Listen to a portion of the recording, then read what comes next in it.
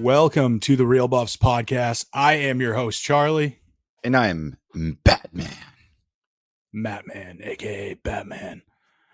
I'm gonna see in like the audio settings if I can like do something to actually get us to have like the Batman voice without even like trying to do it. You know, just see if we can be some audio engineers here. Rachel, swear to God, swear to me.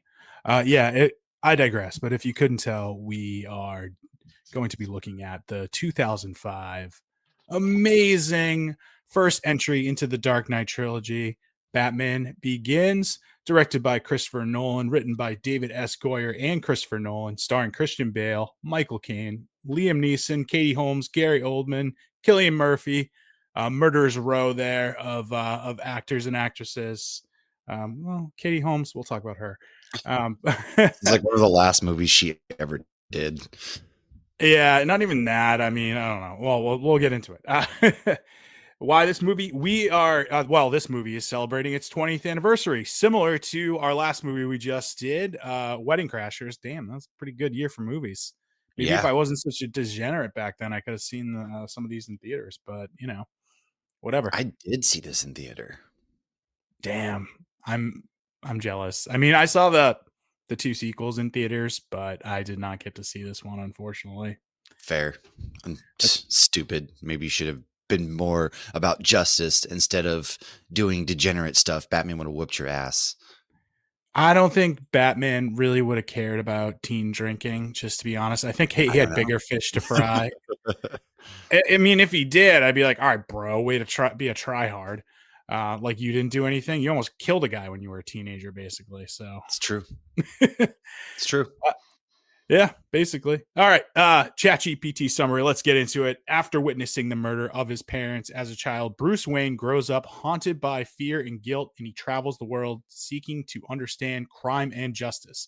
In the Himalayas, he trains with the League of Shadows, led by Ra's al Ghul and his mentor Ducard. However, Bruce rejects their extreme philosophy and destroys their temple when they plan to destroy Gotham City.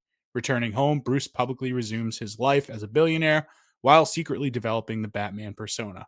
With help from Alfred Pennyworth, Lucius Fox, and Detective Jim Gordon, he wages a one-man war on crime, targeting mob boss Carmine Falcone and the corrupt officials under his thumb. Bruce discovers a conspiracy involving Dr. Jonathan Crane, aka Scarecrow, and the League of Shadows, who plan to release a fear-inducing toxin into Gotham's water supply. The toxin will plunge the city into chaos, fulfilling the League of Shadows' goal of destroying corrupt civilizations. Batman ultimately battles Ra's al Ghul, revealed to be Ducard, stopping the toxin's spread and saving Gotham. By the end, Bruce embraces his dual identity and commits to protecting the city, setting the stage for future challenges. Now, this is your mask. First of all, I take offense to the one-man war tidbit there, ChatGPT, considering, is Alfred a joke to you? Because, you know, Alfred is ride or die. So in my opinion, it's a two-man war. Could be three because Jim Gordon hops aboard and can you drive stick? So he even helps out. So, okay, it's kind of a three-man war, not just a one-man. Sure, Bruce gets his ass, you know, he's the more hands-on, but without Alfred and James Gordon, come on, give them some credit. I mean, let's be real. Bruce would have burned down in his house if it wasn't for Alfred. What's the point of all them push-ups if you can't even lift a bloody log? Yeah, one of the best quotes in the whole movie. Not to mention, Bruce he also takes a bitch. He also takes the guy out with the golf club too. So I certainly hope you want a member of the fire brigade or part of the fire brigade. Yeah, it's true. Yeah, I mean, that was a good moment. Give Alfred at least some credit, okay? Not a one-man war. Jeez. Yeah, he's his accomplice. In sequels, he might be accomplice. I'm blaming the whole thing on you. So I'm telling the whole thing was your idea.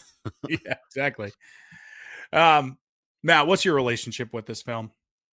This film re-sparked my absolute burning love for Batman. I saw it in theaters. And of course, I'm a big fan. I will die for Batman Forever, Batman and Robin, those films. And honestly, I never like had the relationship with the Tim Burton Batmans. I like them. They're not my favorites. I don't think they're the best Batmans in my opinion. And I understand that's probably a hot take because everybody will die for Michael Keaton, and he's a great Batman, but Christian Bale is my Batman. I know that people want to make fun of his voice, but the voice makes sense to me in the sense that, dude, he's got to change his voice up somehow. I mean, Ben Affleck used a voice modulator. Michael Keaton just talked like Bruce Wayne. So you have to change your voice up because people know who you are. And so that made sense. But this movie was, it re-sparked, Batman was a dead franchise. After the Schumacher films, they stopped doing Batman films. This is a time when superhero movies, we're done with the Spider-Mans almost, and the X-Men films are out. People aren't really on board with superhero films. And then this movie comes out and it's really good. I mean, it's real. It's, Christopher Nolan wanted to be as realistic as possible, right? Obviously, it's a rich kid fighting crime. How realistic are you going to get? But it is so, so good. It was a dang near perfect film, in my opinion. It really was, and it did come out in an interesting time because, as you mentioned, I'd say we weren't into sort of the height of it like we would be a few years later in 2008 when we get the Dark Knight and Iron Man, Hmm. launching the MCU and also getting arguably the best superhero film, or at least the best, The Dark Knight, yeah. yeah, at least the best live action superhero film that we've ever seen. So, yeah, I mean, we've got a couple of those in a few years, but I would say that I'm going to push back against the idea that people weren't on board with it. I think people were on board with superhero films at this time because we did have Spider Man, and that was a Well, huge you're right. success. They were. It was just they were seen as kind of campy, if you think about it. Yeah, Spider-Man 1 and 2, like Spider-Man 2 is arguably better than Spider-Man 1, most people say. Agreed. But when you look at it, look at the Fantastic Four films that were coming out this time, for example, the X-Men films that were out. They were not, I don't want to say not serious films because they were just, superhero films weren't what they were today. And so when you got this, I hate using this word, this gritty, realistic version of Batman that came out, people kind of realized that, oh, you can do this kind of take on a superhero film. Superheroes, yeah, they're fun, they're goofy and everything. And that's what Fantastic Four and X-Men were kind of doing. But Batman Begins really showed a different take on superheroes, which I believe without Batman Begins, and you don't end up getting films like Iron Man, and then honestly, without Batman Begins, I don't think you really get Infinity War, Endgame, and things like that because the MCU gets really heavy and serious at times, and I really think Batman Begins kind of was the Kickstarter for this more serious in a way kind of take for things. And then like you said, 2008 we get the Dark Knight and Iron Man, which just launches everything at that point. But I think without Christopher Nolan, you don't get what superhero films are today. I would agree that Living in the Darkness, though I will say that, like, obviously Tim Burton's had a darkness to it as well, but it was just a different. He strikes a different tone in his darkness. I Without a mean, doubt, yeah. yeah, that's just like almost like Tim Burton's aura when Well, he makes the film. There's always a little bit of darkness, but there's always sort of like a wink and a nod and some sense of humor in there too. I mean, hell, even dating back to Pee Wee Herman, there's some darkness in that movie too, but it's very lighthearted. yeah. So it sort of marries that tone. It's not as heavy and as serious, like you say. I think serious is the key word here. Why so serious? Well, But this movie they is even have like humor to them, right? And it's right. not, everything isn't just doom and gloom because you do get some of that really good quip between Michael Caine and Christian Bale. And then also I think what really helps this movie is they film it on locations. I mean, The Dark Knight, for example, was filmed in Chicago, and a lot of this stuff is all on locations. Whereas Tim Burton, it was all studios, and it looked, Right. you know what I'm saying. And there's nothing wrong with that. It was '89, and the '80s, and then the early '90s. So effects weren't what they were at this time period, let alone what they are today. But Yeah, it really brought about a new era of superhero films. Yeah, I would agree with that. I think that it showed that audiences could be trusted and would actually want to see something like Yeah. this. And that, hey, this isn't just for kids. You know, we got to make it for the adults who are going to take kids to go see it too. We got to kind of capture everybody. So I would agree. I think that. But anyways, I didn't even answer the question of what my relationship is with this film. My relationship is with this film basically. I like. Let's again. We're gonna go back 20 years. Degenerate Charlie, um, just getting out of the end of high school here, wanting to live his life and drink underage. I did actually want to see this movie though in theaters. I just never got the opportunity. Again, you know, priorities at the time. But We get it. You're a badass, man. All right. We get it. yeah, dude, I was just too busy drinking beer, smoking cigarettes. You I was know, drinking Bud Platinums, all right, man. Batman don't drink a Bud Platinums, okay? dude, I was probably drinking Natty Ice at that time. It was disgusting. All right. Batman don't shiv, dude. He doesn't. All right. Look, Batman's in too good a shape. I mean, he might pretend like he's drunk, like he does in this movie, but you know, Yeah. it's. And listen, I will say that was it was a good effort on Bruce's part in that. Anyways, yeah, I had a, I just never ended up getting to see it, but I believe that I was busy that summer, but I did end up pirating it and watching it. So I yeah, want you. I know. Again, dude, Dude, Batman would degenerate. have beat your ass, dude. I'm telling you. I don't I care. He would know. have took time out of his day to specifically come after you. Pirating and drinking underage? Wow. Do your parents know what you're doing?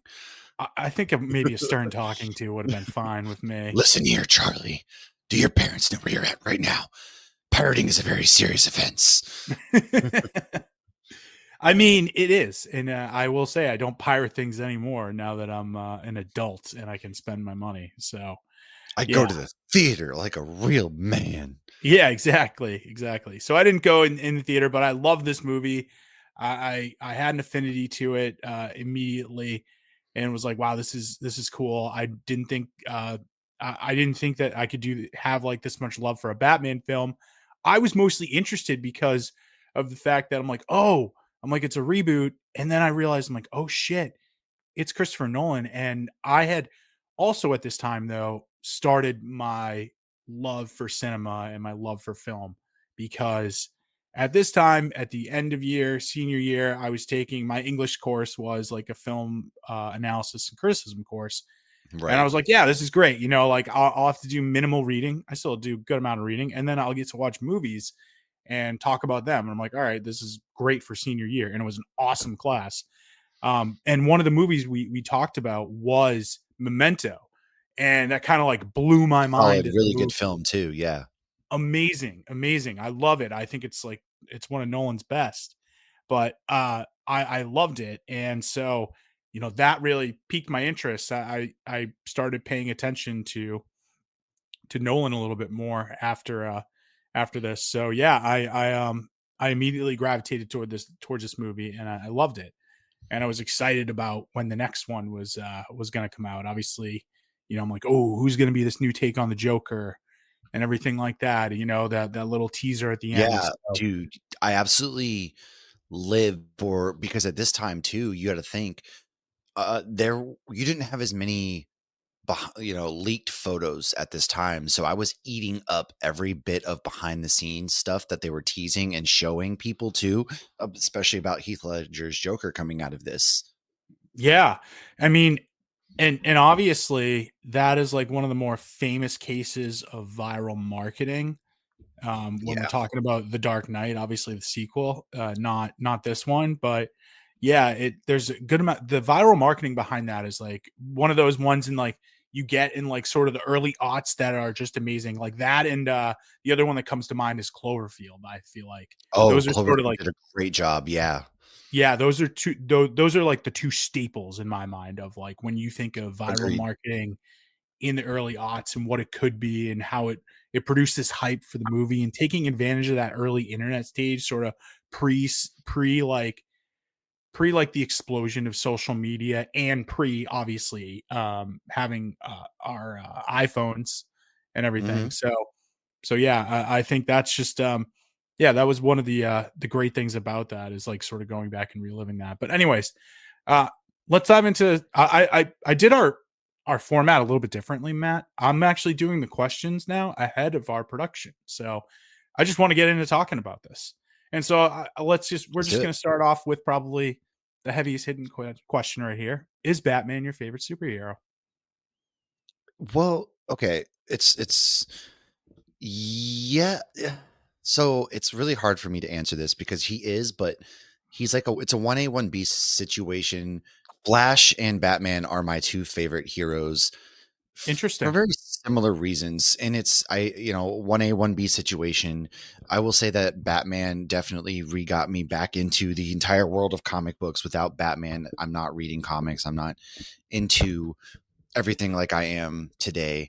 So for a lot of it, yeah, I guess he is, but it's a 1A, 1B situation. It's like choosing your favorite kid just about between those two. Understood. I don't get the analogy of. Oh, I guess I do. Like I have my daughter and Franklin. I can't discount Exactly, you Franklin. can. He's my child too. He's my furry child, but he's a child nonetheless. Anyways, yeah, I'm saying that, and he's sitting right next to me, probably judging me and being like, what am I, chopped liver over here, Dad? You go take a shit right on your floor. You better not. You better not, or you're getting the cigarettes. I'm just kidding. I don't put cigarettes out on him. That's a joke. Anyways, yeah, I that's interesting that you go for Flash because they feel like different characters in like tone. And obviously you're going to DC characters. So, why Flash and why Batman? So they're similar though. They are different, but they're similar, right? Flash's mom was killed when he was a kid by his greatest villain of all, or by Reverse Flash, who Reverse Flash was in the future. He loved Flash, and then he's a smart dude, went through all this plastic surgery to look like Barry Allen, and then realized that he grows up to be Flash's greatest nemesis. He goes back in time, kills his mom. And so both of them represent two sides of a coin where, Batman is this tortured child almost and feels just dark. And then Flash is like this hopeful being. And Flash is somebody that can move through time. He can go super speed, and both of them detective like characters. Barry Allen, works as CSI, a lot of that stuff, and Batman is the world's greatest detective, and both of them kind of represent not crossing that line. They represent the way they handle loss and the way that they just are hopeful at the same time, I guess. And Barry Allen, Flash, that he's the fastest man in the world. He lost a lot, but he just represents hope, I guess. And something about just the two of them I'm just drawn to, in how they never really cross that line, especially Batman, like how he doesn't cross that line, and they represent so much to the superhero world. Yeah, I like that. I mean, Batman doesn't cross that line. He almost gets close this movie though. He doesn't save Ra's al Ghul and he could have. And I like I'm not that. going That's a to kill little you, it's but I'm he going to he, save. he yeah, he operates in sort of a gray area in that too. So Yeah, I found that like interesting. I almost forgot about that because it's been a while since I revisited this. So yeah, I I like that. And I can appreciate that. I mean, I'm not as I look, I'm sort of like a casual as far as like this stuff mm, goes. filthy And casual. yeah, I know, right? But for I guess Flash, like I mean, I don't know as much of like the lore and the backstory behind Flash as you do, so I find that pretty interesting that you'd say that those are sort of your one two. Yeah, Batman, I would say, is my favorite, and I think he's a lot of people's favorite, and I think the reason is because look, it's hard for human beings to relate to Superman, who's an alien and who has like the most ridiculous powers ever. So I think he's a little harder to relate to. I think people yeah, relate to Batman most because I think people also have the emotional resonance of almost this revenge aspect of it, which people have always had trauma to them, but like to have the ability and capability to be able to seek sort of your revenge, even though in this it's spelled out a difference. It's not revenge, it's more justice, and there's sort of that that discussion that has happened throughout this film about, you know, the difference between the two of them. But I think that's why he emotionally resonates with people. He definitely emotionally resonates with me because he's a human being. Like all of his things are grounded somewhat in reality, like of what a human being can and can accomplish. Now he's a billionaire, so he's way different than any other human He's being like like you me, and me. just has all the money and resources in the world. Yeah, yeah. Like, oh my god. You know who I would what I would love to see, and you know, forgive me for this, for getting just a wee bit political. I would love to see billionaire Bruce Wayne versus billionaire Elon Musk right now in Well, a I mean, movie. Elon Musk is basically Lex Luthor in real life, so yeah, He I would really too. is. I know it's just it's very similar in the way that I they're would love to see billionaire Bruce Wayne come out and whoop his ass. Jesus. well, billionaire Bruce Wayne wouldn't, but Batman would. Well, yeah, one of this, yeah, for real. But yeah, so Batman is he's my favorite superhero. I've loved him ever since I was a kid. Growing up with Batman, the animated series. I mean, and obviously, I grew up in my first experience to Batman and film was going to be Keaton as Batman, and I did love those movies. But I would say that, like you, when I'm saying live action, because my Batman will always be Kevin Conroy. Um, Fair, yeah, and yeah, that I left that out because I get that. In terms of live action, of course, Kevin yeah, Conroy is unbeatable, but live action. live action is it's Christian Bale, though I will say Battinson's gonna creep up if he does good again If on we this ever get that because second film, yeah, because he did a really good job as Batman in The Batman, I loved thought. him, I would like loved to see him, more of his Bruce Wayne, but I thought he killed it as Batman. loved him. I loved that take on the character. Even went darker, which I was surprised at. But Yeah. anyways, I digress. So that actually leads me on to the next question because that is a reboot in the series technically. Is this the best reboot of Batman? Well, since you did mention that as the reboot, no, this is not the best reboot. I will tell you that right now because The Okay. Batman is the best reboot. I think The Batman is just under The Dark Knight in terms of the best Batman films, in my opinion. Mhm. However, this is it's the best origin story, I think, for a superhero of all time. I will say Okay. that. I do think it's my favorite superhero origin story film, without a doubt. Yeah, I actually do agree with you. I think I like the Batman a little bit better, and it's not by much. And when I say the Batman, obviously we're talking about the Pattinson, yeah, 2022 Pattinson one. Great, great movie. Great characters in it. I think just because there's so many good villains in that movie, so well, the the, Penguin is awesome, man, and then that car chase scene, and then, he's in the bat suit 90% of the movie. yeah. So, yeah, that's a whole other topic on its own. I can go on and on about that movie on its own.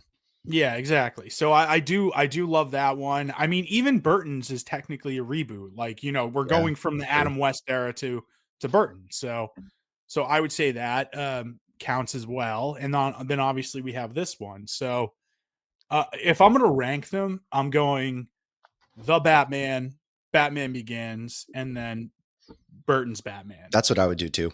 is sort of That's 1, 2. definitely fair. Yeah. And they all have their merits. They're all a different take on the character. They're all a different style. They all get a little darker as they progress and For more sure. grounded. And each one's even more grounded in reality, I would say. Yeah, It's I would say pretty that. cool. But yeah, you think this? So this would you sort of jumped the gun into the next question here. Is this the best superhero origin story? So you would Yeah. say 2005 Batman Begins best superhero origin story. Oh, yeah, definitely in my opinion. I mean, I get it. Okay, Spider-Man the first one 2002. It's a good one. Okay, I get it. Iron Man good. This one though, this is top tier. I'm sorry. This is the best in my opinion, without a doubt. Hands down. I think it's between this one and I'm going to say my favorite. It's not this one. This one would be second. You'll probably know exactly which one my favorite one is. It's Spider-Man Into the Spider-Verse is the best one. Oh, yeah. I mean, that's obviously I love that movie. It's a really great movie. I didn't even consider that, I guess, origin, but it is because that's where he gets the powers and stuff. So that makes sense. Yeah, no, that's an origin film. Good point. Yeah, Yeah, Miles. It's Miles's origin It film. is. So No, you're yeah, right. You're 100% right. yeah. So I would say that one is probably the best one. I just love what that movie's doing. I think it's one of the more it's one of the more different ones we've ever seen. It's just something that wasn't explored as much in Great these soundtrack comic. too. Yeah, the soundtrack's amazing. The animation style is something completely different, obviously. So Mhm. it's a little. I will say if we're talking about real life origin stories, or I mean not real life, but live action, live action origin story, then I would say Batman Begins is one. Maybe Iron Man is going to be number two on that list. But For there sure. are some really good ones too. Like obviously Spider-Man 2002, pretty good. But I would say, Deadpool is even a little bit better than that. Okay. And I love X-Men First Class as like an origin X-Men story First as well. Class is good. I just the X-Men movies are just such a mess for me. God, I know. such a I mess. know. I know. And I Deadpool forgot to though is a good pool. Deadpool is a good point. That one is really good as well.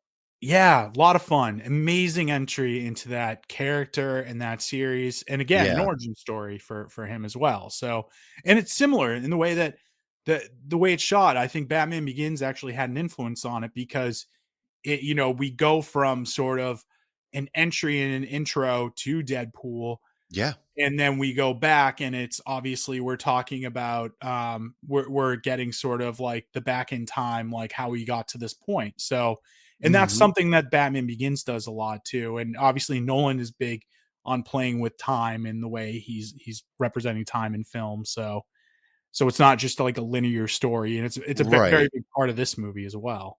It is, and I like how they do that back and forth too a lot in this movie. I think they keep it pretty clear and everything, and they do a really good job playing that back and forth a lot. Yeah, yeah, they really do. um So yeah, I like that. I want to talk about some of the specific like scenes in this movie too.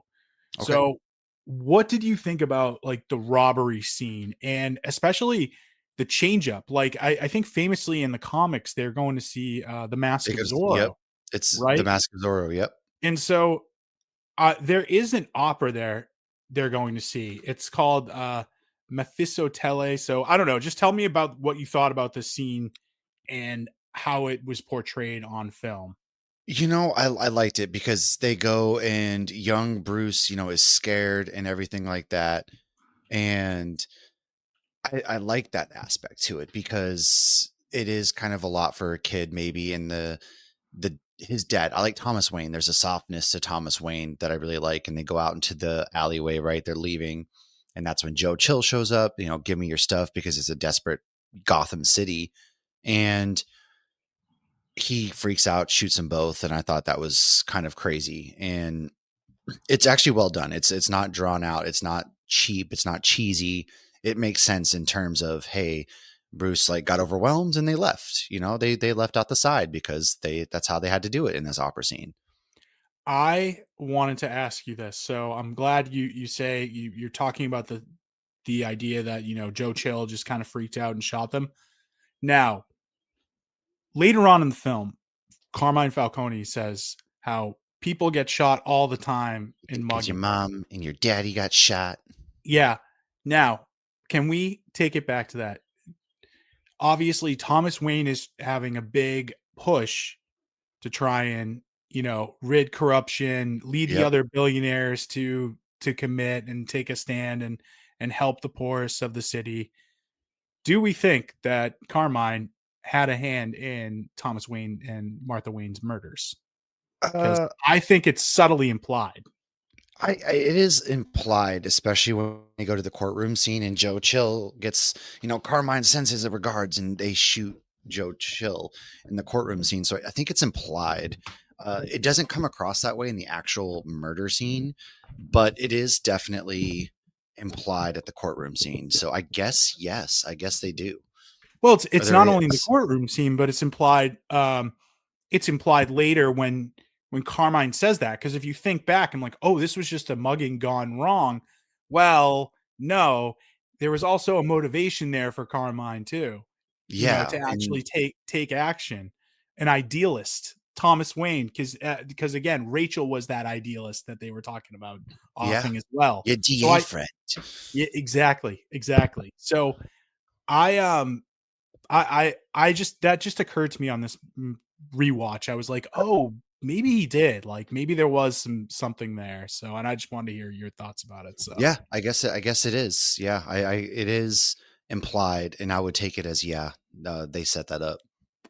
all right, cool. Now let's talk about the play. The play itself, I researched, and it's called uh Mephistopele. This Mephistopele. It's a obviously Italian opera.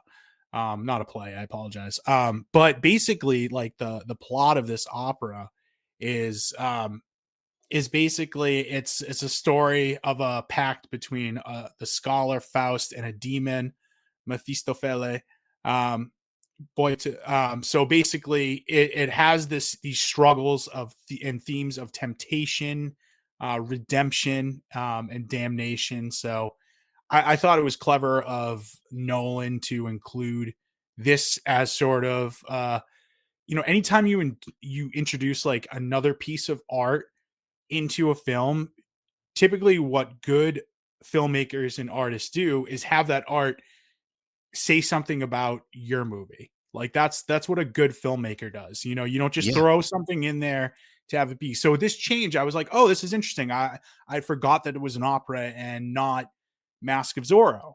Like obviously knowing that was sort of the main one that they go to see in the comics. So I was like, all right, well, why this change? And I thought it was interesting that they went about with that. So like some of the themes in that is like the struggle between good and evil.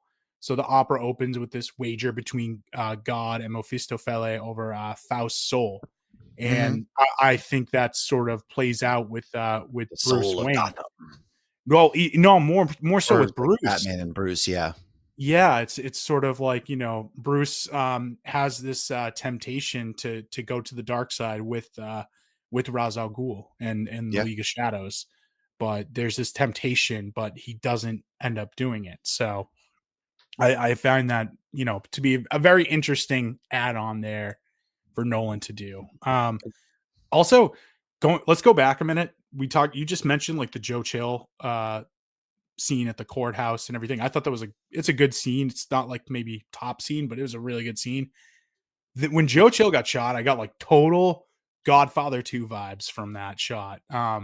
Just I know have you seen Godfather 2, Matt, before I even get no, into it because more? I don't like The Godfather. Oh God. Oh man. All right. Well, I'm gonna make you watch it at some point. We're gonna sit through all 5 hours together, and I'm gonna be like, Oh "You better God, like it."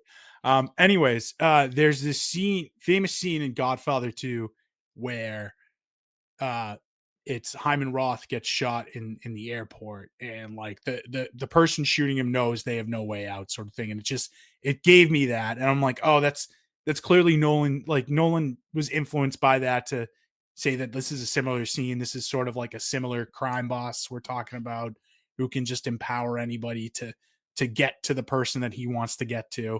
So right?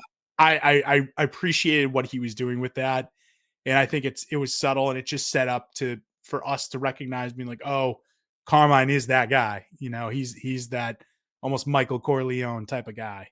Yeah, and I think the courtroom scene is also really important too because Bruce was going to shoot Joe Chill right then and there if Joe Chill doesn't get shot first.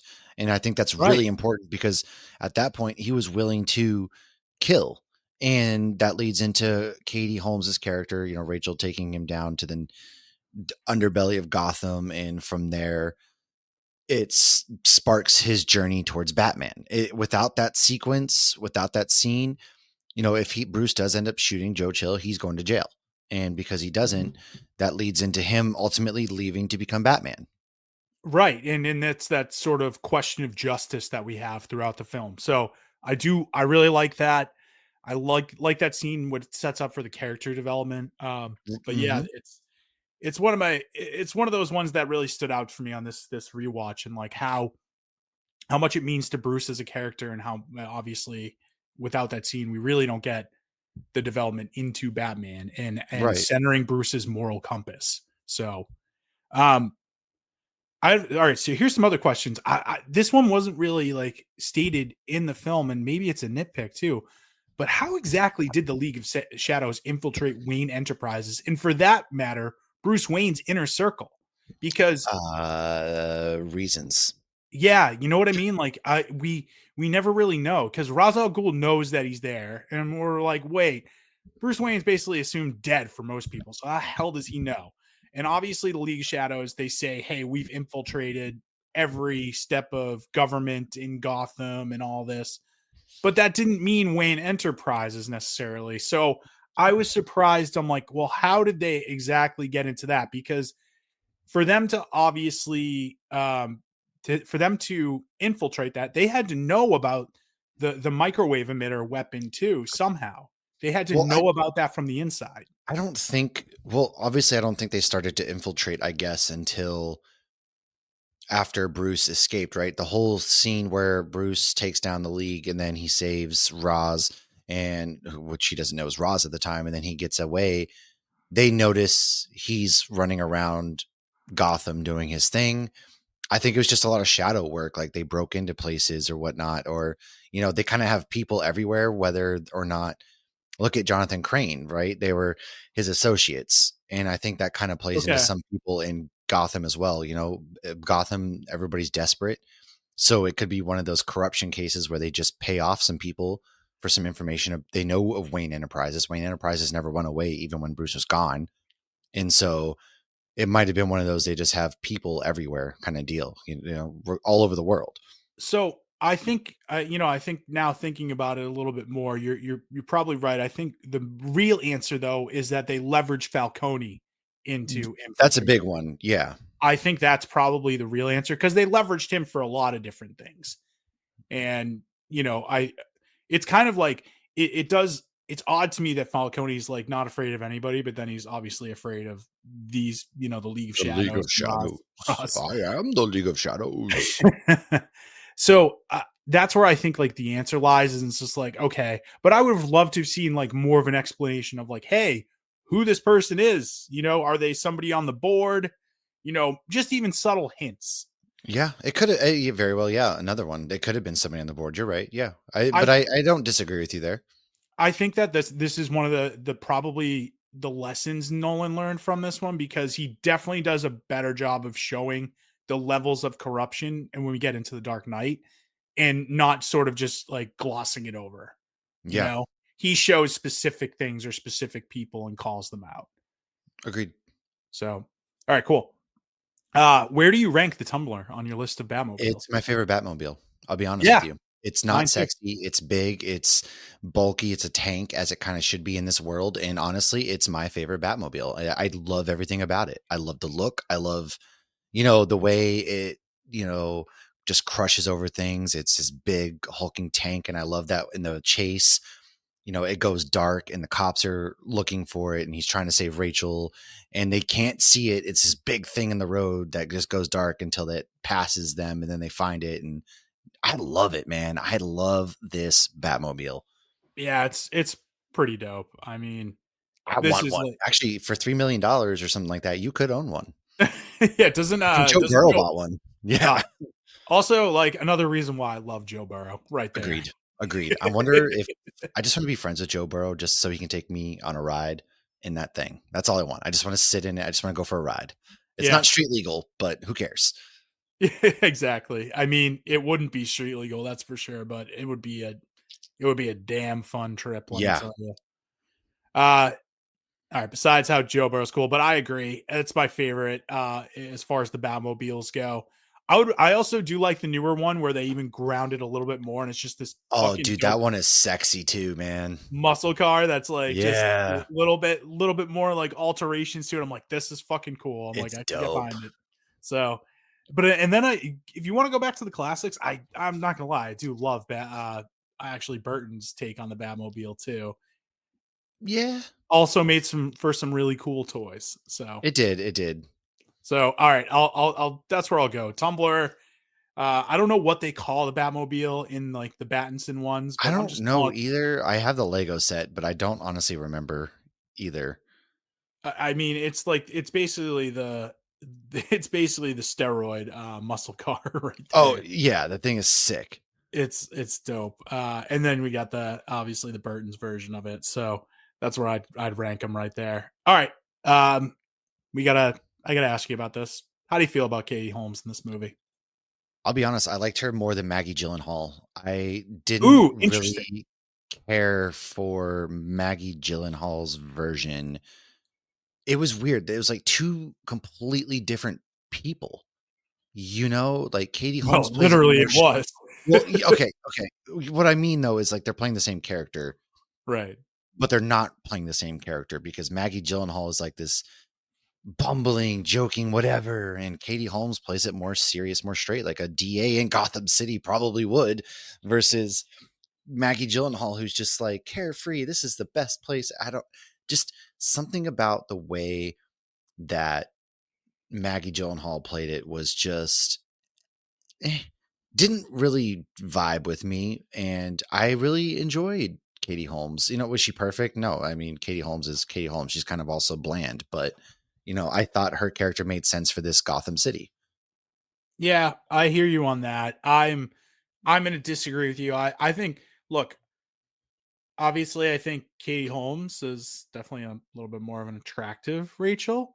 Um, Yeah, not that Maggie Gyllenhaal is unattractive, it's just, whatever. It's Katie Holmes. I'm sorry, I grew up with Dawson's Creek there. So anyways, I think yeah, I think that, but I just think Maggie Gyllenhaal is a better actress. I know that I understand where you're coming from with that take, but she also has to play it very differently. She knows that Bruce is Batman throughout that true. whole movie.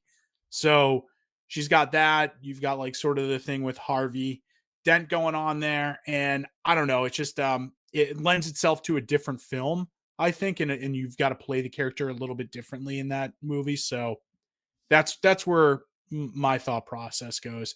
I think I think of the main actors here, she's clearly like the weakest link of the big big 4 or 5 that we have here. Very. Oh, yeah. That's not even a question, without a doubt.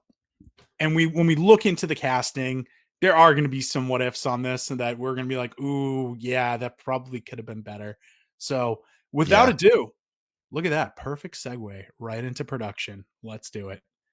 Um, Background and development. So after the critical and commercial disappointments of Batman and Robin, Matt, your favorite movie, 1997, uh, they shelved future Batman projects. Multiple reboots were proposed, including Batman Year One by Darren Aronofsky. Holy Yeah. shit. Talk about going from nipples to dark with Darren Yeah. Aronofsky. Because we are talking about Requiem for a Dream director right here, the wrestler. Great fucking director, Darren Aronofsky. Yeah, I would have loved to It would see have been this. cool, man. It would have been a really dope. He would have made it a rated R film, and they would have been like, "That we cannot do this." So that's probably exactly why they passed. But then we had a Batman versus Superman by Wolfgang Peterson, but obviously none of those moved forward. So in early 2003, Nolan pitched a grounded, realistic take on Batman to Warner, with the idea of exploring Bruce Wayne's origins, emotional journey. He wanted to reinvent the character with a serious tone and a focus on character development. So, good on Nolan for do that. Yeah. No, Nolan partnered with screenwriter David S. Goyer, who had worked on Blade. Awesome movie. Again, I'd Saved say the MCU. really did. Like, doesn't get the credit it deserves for saving the MCU. It's openly known that it's saved. Without Blade, Marvel didn't have to sell, and they saved the MCU. Yep, it really did. It just, Wesley Snipes, and that movie was dope too. That was literally the Matrix Yeah, before. yeah, But yeah, Nolan partnered with Davis Goyer. So Goyer's knowledge of Batman's comics, particularly Batman Year One and Long Halloween, really helped shape the script and direction that they were going to take this in. So let's get into the casting. Christian Bale was cast as Batman / Bruce Wayne after a lengthy audition process. Nolan praised his intensity and versatility. Before being cast as Batman, though, obviously, famously, Nolan just finished filming The Machinist, which he had basically dropped like 120 pounds. If you've he seen was. pictures of him, Yeah, dude, the way that he was able to go from like how starving, that just skin and bones to bulking up like he did. Like, he's a beefcake in this movie. It needs to be studied. Yeah, I mean, I wouldn't be shocked if he had a little bit of injection help Oh, on I that. mean, he was on the DC diet for sure. This is the early 2000s, the Balco Come days on, when man. Yeah, he's what inspired the Marvel diet for, what's his name out there? Crisp Rat. yeah, Definitely. for Chris Pratt, for Chris Evans too, for that matter. All of them, yes. So, All in fact, they probably did study this, and that's how they got all of these bulky, beefy MCU characters because they studied how Christian Bale did it. Yep. I mean, and it was honestly a return to form of a superhero not being some skinny little twerp like Michael Keaton was. Yeah, Michael Keaton did not look intimidating as Batman, like, at all, and of course, it's 89, it's 90, right? It's at a time where, Adam West wasn't a beefcake either, and it was just a different time period, I get, but come on, man, if you're gonna be Batman, like, thank God they went ahead and, made it work. Yeah, and also something to note on this too. Not Nolan. Bale got a little too beefy for this. So Nolan reportedly told him he looked like a tank, and he had to slim Yeah. down a few more pounds actually. So Bale slimmed down again to get like more of a leaner, muscular Batman. So Yep. yeah, and Bale like trained extensively in Keezy. It's called the Keezy, and if I'm pronouncing this well, Keezy fighting method. So it's a lesser known but cinematic martial arts system that became a signature in like Nolan's trilogy here. So it's all about like natural instinctual movement, Yes. aggressive elbow and forearm strikes, and 360-degree situational awareness. Something that obviously Batman fighting in the city and fighting crime would have to fight like anyway. So Yep. I praise Nolan for having this sort of fighting method and making sure that Bale did that for the role.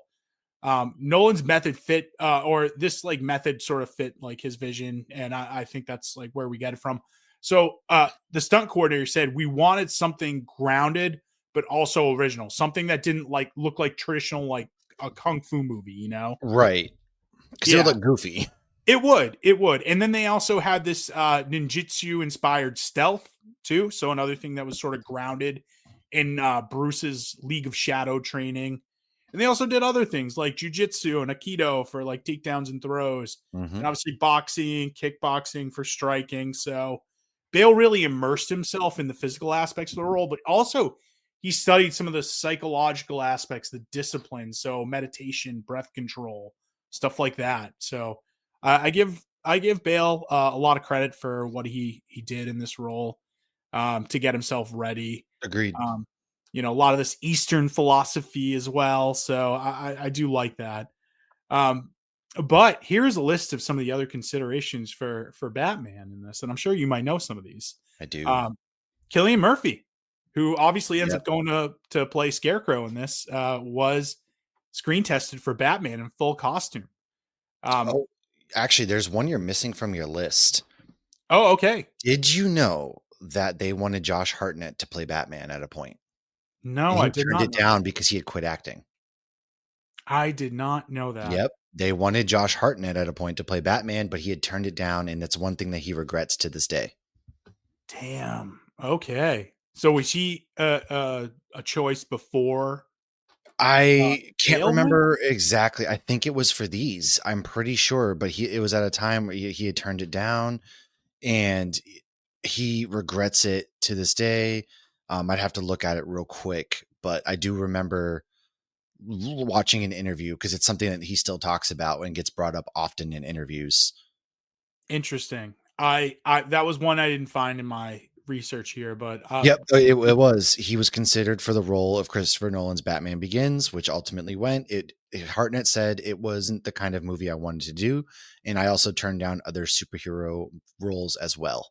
interesting And though he actually because had an initial conversation with Nolan about the role, and it never went beyond anything more. It never went to a screen test, and he just declined it ultimately. Interesting, because he has a smaller comic book role in the Sin same City. year. Yeah, Yep. exactly. Yeah, he's the hitman in And Sin City. actually, 30 Days of Night is also a graphic novel, so he's also in Oh, that. okay. Yep. Did not know that. I thought it was 40 Days and 40 Nights that he was in. 30 Days of Night he's in He too? was in 40 Days and 40 Nights, but that's a vastly different movie where that's about Yeah. withholding sex. But 30 Days of Night is the movie that takes place in Alaska, obviously, when the Right. vampires come to town. And yep, that's a graphic novel. Okay. I don't know who his agent is, but I'd be like, yo, these two movies have like basically the same name. Like, what are we doing One's here? Like, about not having sex during Lent, and the other's about surviving 30 days of pure darkness from vampires. maybe not his agent, maybe whoever the casting director in both of Both those movies involved is. getting sucked. Like, come on, guys. Like, you're gonna confuse the audience a little bit. I'm confused as fuck right now. So, anyways, yeah. So Cillian Murphy, I'm glad you pointed out Josh Hartnett because I did not have him on there. Also, we talked about Maggie Gyllenhaal a little while ago. Jake Gyllenhaal, Yep, he he confirmed as such on was. the Howard Stern show back in 2017 that he was in I talks for the role. am glad Jake Gyllenhaal didn't. I love him, but I don't see him as a Bruce Wayne Batman character. I something about him. I don't see him playing a Batman at all. I don't know what it is. Same with Killian Murphy. Killian Murphy doesn't have the look of Batman to me. It's not even like Jake Gyllenhaal gets jacked. We've seen him play jacked characters. I just to them something about their demeanors and things don't come off as a Batman to me, I guess. But then again, Robert Pattinson wouldn't have been somebody I ever picked to be Batman either, and he worked out. Yeah, agreed. So you really never know. Um, Interestingly enough, other ones considered Heath Ledger. Nolan Yep, approached Ledger for Batman, but he declined. Obviously, glad he declined because he went over to play the villain in the next film. very true. Interestingly enough, another Joshua Jackson, were frequently reported contender at the Josh time. Jackson, who is that? Why does that sound familiar? Why am I blanking on that name? Dude, Charlie from the Mighty Ducks. Come on. Oh, that's why. That's why. Yes, Yeah. yes, yes, Also, yes. also would have been weird if it was him and then also Katie Holmes in the movie. I'm like, all right, so we're just doing Dawson's Creek as Batman right now. Pretty Like, much, yeah. It's Dawson's Creek. What happens after the creek? They all go to Gotham City and take up different roles. oh my goodness, dude, it would have been amazing. I mean, I I would have, I, I would have been all about that. yeah, I would have loved to have seen that. And then, interestingly enough, Superman himself, Henry Cavill, was also auditioned for Batman and was considered for various DC roles before eventually becoming Superman. So, yeah, I thought that was pretty interesting as well too, that he was a part of that, because he's not somebody that you think of was sort of like in maybe the pantheon of these actors like Heath Ledger, Jake Gyllenhaal, Joshua Jackson at the time, or even Cillian Murphy, who had just obviously he's worked with Nolan before, but then also did what's it called? Zombie movie. Oh, 20 Days Later. 28 Days Later. Yeah, yeah, yeah, No, which is one of the best zombie type movies ever. yeah, If and nobody had seen that, 28 years later is getting ready to come out. So I yeah. highly recommend. I mean, and we may or may not be talking about the original come spooky season. So, That's right. yep. So yeah, obviously we talked about it. Cillian Murphy ended up being cast for what's it called? Scarecrow and Doctor Which Doom. okay. I love his Scarecrow. Me I too. need to talk about this because he is severely, severely, severely underutilized. Scarecrow is one of my favorite Batman villains of all time because there's so much you can do. It's the horror aspect, it's the psychological aspect.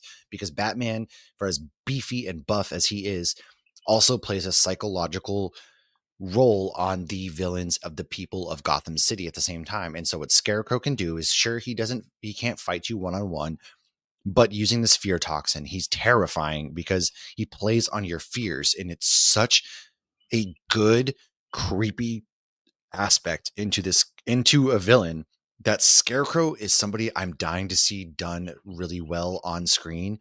And it's why that's the one gripe I have about Nolan's Batman films is he does not use Jonathan Crane properly. There's so much potential. You see him put on the mask inside Falcone's uh, when he's talking to them and he gasses Falcone and he puts on the mask. You see it when he gasses Bruce, Batman, when he lights him on fire and everything like that. And then you see it after the whole water, after they poison the water. And then when he gasses Jonathan Crane and he sees like that really grotesque, oh, it's such one of the best scenes is when you get that gargoyle like Batman who's just oozing from his mouth to He's Jonathan like a Crane. demon. Yeah. Yeah, and it's so well done, and that's why my biggest what if is what if we focused more on Jonathan Crane rather than Ra's al Ghul, which I get why, because at the end of the day, you want to see Batman whoop people's ass. But Jonathan Crane and Scarecrow, there's so much you could have done there. Like if you had done Victor Zsasz, who is already a psychopath, what if he gets gassed and then he's somebody Batman has? It's just this big what if to me, and I went off on a big thing because I love Scarecrow and I wish they had done something more with him. He's just kind of there in the next 3 movies. He gets his butt whooped in the beginning of the Dark Knight, and then he's the court guy. He's judging the court in the Dark Knight Rises or Returns, whatever, Dark Knight Rises, sorry. It's just the biggest what if for me. Yeah. I would agree. Like we could have had potentially, our own Scarecrow movie in this. Because like the way the movie is structured, you have multiple.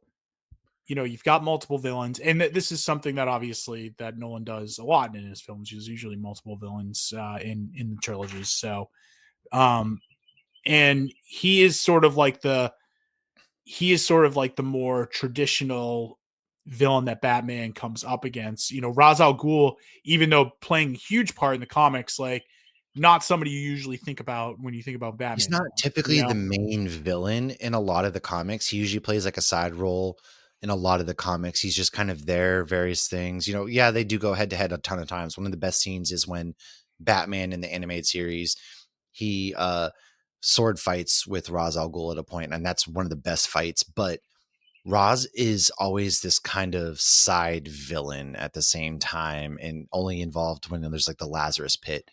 So yeah, you're totally right. Yeah. So I mean, I thought that was interesting going there though too, and I thought that using that character to explore Batman's origins was a really good take on it. But I Yeah, also think that like we could have gotten this whole movie and gone without Scarecrow potentially. You know what I mean? Like that's why I don't think he's used correctly, like you said. agreed. He's He, definitely not, man. Oh, like that's my biggest what if. yeah, so I mean, I think he adds another layer to it though. Don't get me wrong, like where it's like, oh, okay, this makes sense. He's Ra's al Ghul is working with Scarecrow, and Scarecrow is working with Falcone. So there's all this sort of intertwinedness with all of these typical villains with Batman. So Yeah. I do like that, but yeah, I agree. I think that Scarecrow could have been built up a little bit more. Yep. So, um, all right. So other actors that were considered apparently for this role. Christopher Eccleston was considered for this role. He's another one who's worked with Nolan a couple of times. Yep. If you look him up, I think he might have been Doctor Who at one point too. He was the ninth Doctor in Doctor Who, and then he was also the villain in Thor: Dark World, and he hated both of those roles. That's right. That's right. He was in Thor: Dark World too. He's a great No, actor. He just seems to hate a lot of what he's in. yeah, apparently then. Jeremy Davies, another one that was considered. Another couple interesting ones though here. Marilyn Manson, Yeah. rumored to have been on a short list due to his eerie persona. Um, Glad they didn't because that would have been a very easy what's age the worst for us. Oh yeah, without a doubt. And then this would have been interesting, but Robert Downey Jr. expressed interest in the role, but Nolan was not he was not pursued by Nolan. I think it worked out. Yeah, I agree. I also don't think that RDJ would have been the best choice for that. I think Killian Absolutely Murphy. not. He was off drugs at that point, so absolutely not. Yeah, so I think that's a good point. That's why I think Killian Murphy works good. I think the I agreed. seriousness, you know. And speaking of seriousness for Ra's al Ghul / Henry Ducard, we got Liam Neeson cast in this, partly due to his ability to appear both paternal and menacing Ooh. at the same time. which I agree. He's great at that. Hence why he works in the Taken films too. So Yes, absolutely. it's literally what he is, paternal and menacing. I think you could just put that as sort of like the title and have Liam Neeson's face be on it, and you'd be like, "Oh, I'll go see that." Yeah. Other actors considered, though. Oh man, Daniel Day Lewis, one of Well, it's a good Nolan's thing he top. didn't because he literally would have become the League of Shadows and probably taken over the world in real life since he's such a method actor. Oh, dude, I know, right? Like he would have literally been just like there, living within the League of Shadows He in would the have. actual Himalayas, He would have not in climbed the mountain himself and gone up there. exactly. Though, I mean, dude, I want to see a world where I would have DDL liked that, does yeah. this. I mean, He's such come a badass. on. Look at, like, Gangs of New York. I mean, he can fight, he can scrap. Oh, absolutely, dude. And when he goes for a good role, like he fucking goes for it. I mean, He anytime the guy does. does anything, he just wins an Oscar. So, Viggo Mortensen, though, another interesting choice, I thought, but Yeah, I reportedly couldn't have seen declined him or in was that passed one. over. What's Wouldn't that? have I don't think I couldn't really picture him in that role, honestly. Not paternal enough, not old enough. I think. I mean, he was old enough, but I think that Listen, he's paternal enough. He was the dad to Frodo, okay? I don't know. I guess He's the like dad of that group, okay? Come on, man. he kind of was. Well, I don't know. I would have said I would have said Gandalf was the dad of that group, but Eh, whatever. Gandalf disappeared, you're right. I guess he was like a dad because he disappeared for a while. He disappeared and came back. He came back with the milk at the Battle of Helm's Deep. Yeah, I mean, he came back, he did that, but he also just could have used the Eagles, and we could have all been spared a Listen, we could huge. have finished this. All right. We could have just, we didn't have to lose Boromir. We all that. Faramir didn't have to almost get burned on the pyre. Come on, man. Yep. I mean, there's a lot of what ifs on that. Other ones though, Guy Pearce considered, but Nolan decided he was too young. I would agree on that, even though I think Agreed. Guy He's a good Pearce, actor. great actor. Yeah, I love him in a lot of things, and he's really good at playing a bad guy. And obviously, He really is. Yeah. Nolan worked with him in Memento before that. Yep. So, but all right, here comes the real ones that we want to talk about as far as Rachel Dawes goes. Obviously, we got Katie Holmes cast as the film's original love interest and moral center. Also, correct me if I'm wrong in this, but Rachel Dawes is not a character in the comic books. This is No, strictly, she's made up. She's made up. yeah, Yep. it's strictly a Nolan trilogy character, which is, Yep. that's fine. You can do I'm good that. with that. That's one of those like things that I'm totally fine with. Yeah, I think sometimes you need those characters like that, when you're straying a little bit from the source material. Yep. But other ones considered, Natalie Portman are on I'm an glad they early didn't short because list. I would have absolutely abandoned Gotham City for her. I know, right? Sorry, Gotham, you're on your own, man. I'm giving this all up. Yep, I hear you on that one. Look, I mean, when we look at Natalie Portman, she had this and Star Wars in the same year. So Yeah, that would have. Oh my gosh, but I think it worked out for her too. She's an incredible actress. All jokes aside, like she's too almost. Well, at this time, 2005, like coming off of Revenge of the Sith, she didn't get to use her acting chops as much as she has since then. But yeah, no, I'm glad she didn't because again, I would have ditched Gotham City. Like Bruce, what are you doing, man? I know. But also I think Natalie Portman's a better actor Oh than Katie yeah, Holmes. Katie Holmes So is not a very good actress. Come on, man. that's why I'm saying, man, like I think Natalie Portman's a very easy second guess for this. Like she would have been awesome. She would So have. Yeah, we've got Amy Adams though too. Obviously, she would interesting. later go on to Man of Steel, but I think that's an interesting choice for this one.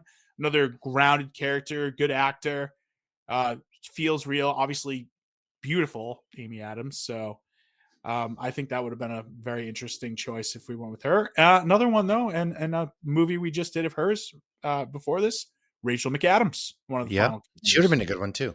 Yeah, I think I would have been interested to see that. Obviously, she would go on to do similar things in True Detective season 2, and she was good in that. Hmm. Um, having sort of a darker persona in that, but a more serious one. And so I think this would have been like sort of a good marriage between that and sort of the Yeah, other roles that we've already seen her in.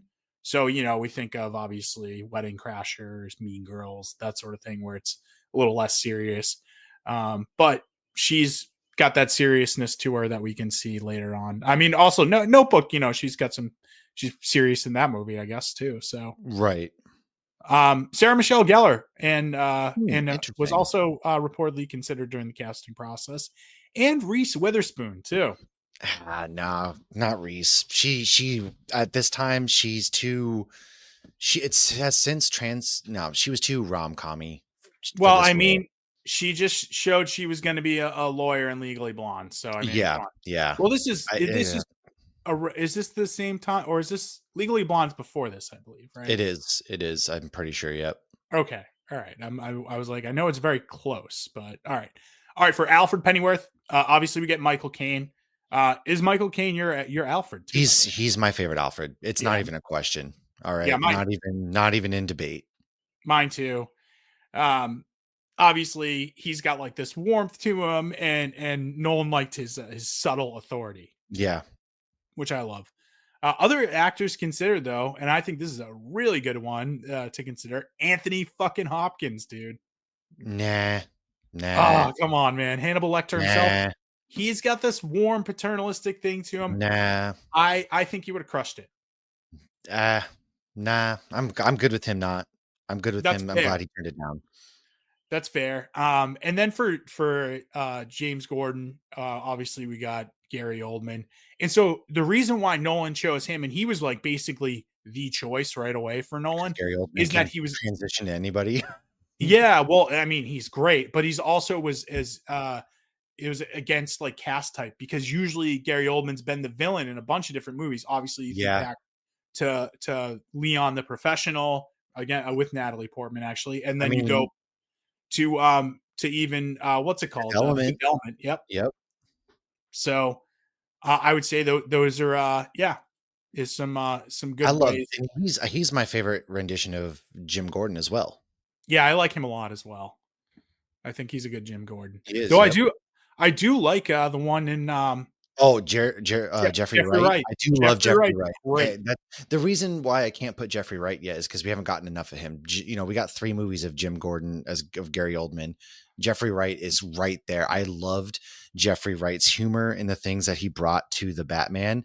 So I can see if they ever bring us more of Jeffrey Wright, that without a doubt he probably would be right there, right with taking the mantle, maybe even from Gary Oldman. Agree. He could. And just like Battinson could too. So if you get Yeah, more. agreed. All right. So the design philosophy. Nolan emphasized practical effects over realism. This is what he always does. Minimal CGI. The design of Gotham City, Batmobile, Batsuit reflected a grounded approach. So the original Batsuit was extremely restrictive. Bale couldn't hear or move his head, and he found it claustrophobic to the point he almost quit the film early on, fearing he couldn't perform in the suit. So the costume designers made like several adjustments to make it more breathable, Yeah, flexible, the especially for neck wasn't sequences. movable at this point, folks. This wasn't the Right. Dark Knight. There was a lot of non-maneuverability in this one. No, I mean, it's not as restrictive as let's say Keaton's Batman, where it's just Right. like you But get like Keaton's the Batsuit was torso also turns. like not even bulletproof or anything, because he just rips his mask off. It's like, okay, that suit was crap. I Terrible know. quality. Come on, Michael Keaton. um, obviously we discussed this with the Tumblr. It was an actual working vehicle. Many of the stunts, including the rooftop crashes, were done practically, and the Batmobile could go from 0 to 60 in 5 seconds and jump over Oh 30. my, I want to drive it so bad. I mean, I would, but I would also be like fearful to drive Oh something my like God, just let it rip. that. The movie was shot in several locations, including UK, where they shot it in the studios, but then also real life in Chicago and Iceland for the Himalaya scenes. So Nice. yeah, I could Yeah. pick that out right On away. Like location, man. Yeah. you see like those scenes in the I've been to Iceland before, and I'm like, oh, that's definitely Iceland. Like you once you've been there, you kind of can pick it out too. So Yeah. but filming began in March of 2004 and ran through September. During the filming in Chicago, so what they use is sort of the Gotham backdrop. The crew drove the Batmobile around the streets late at night. At one point, an unmarked police car rammed into it. I think it was some kind of military vehicle. the officer hadn't been informed of the film shoot. Man. So Yeah. imagine being that officer and like you do a damage to like millions of dollars of that of potentially how much that costs. So Yeah. yeah, that's not good. City of Chicago probably, or that costs probably the taxpayers a good amount of money right there. Yeah.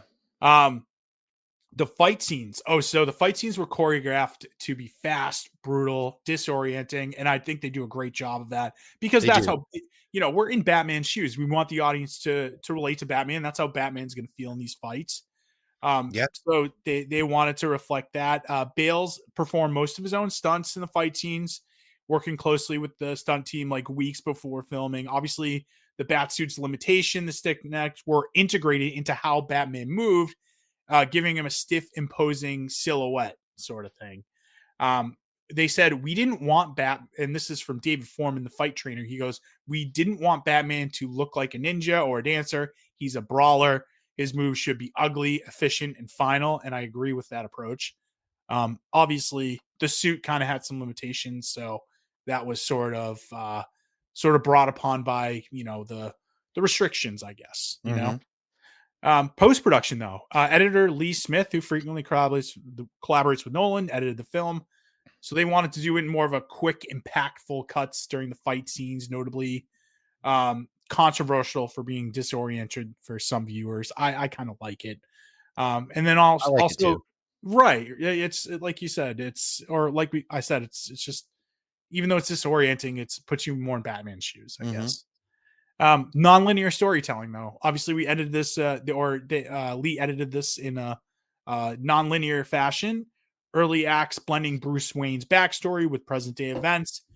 Emphasis on building suspense, maintaining a grounded noir-like atmosphere, which I praised this Batman for doing to create this atmosphere.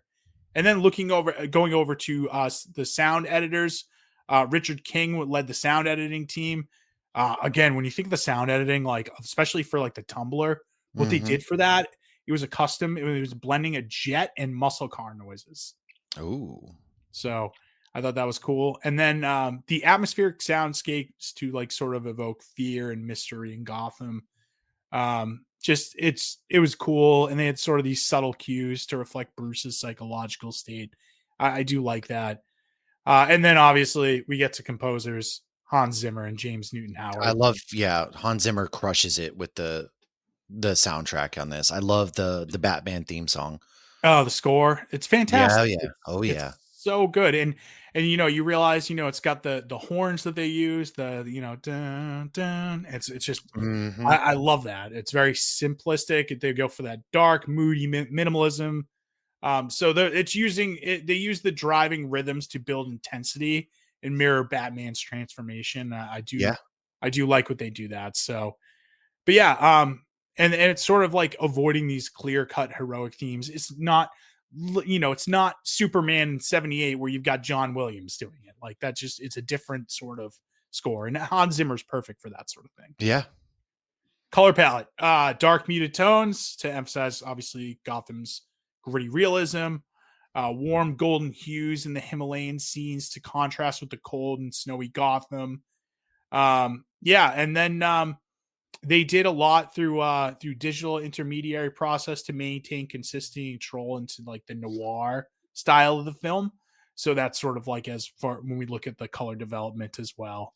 But that's it as far as our production goes. So for box office, 205 million in the domestic box office, Matt. We're staying in 2005 like we did with our last film. What place are we in?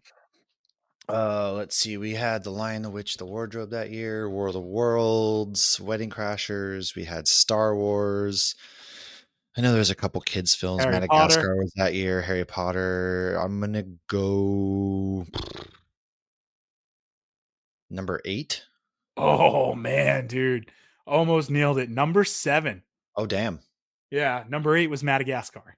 Oh So, dang. Oh, see, I yeah. knew it. Yeah, there we go.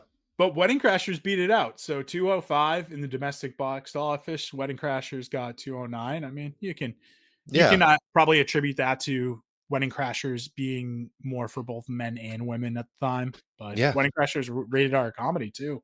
Just Yeah. goes to show you how far the rated R comedy has fallen. It I used to know. beat Oh out my god. They superhero. used to dominate and now look at us. I know. Anyways, 205. So that's it puts it at or I mean, yeah, 205 in 2005. That puts it at number 7. Inflation calculator. What do we got? What do you think it is if we do it in 2025 dollars? 315? Close. 336. Oh man, 336. that should be on Price is Right.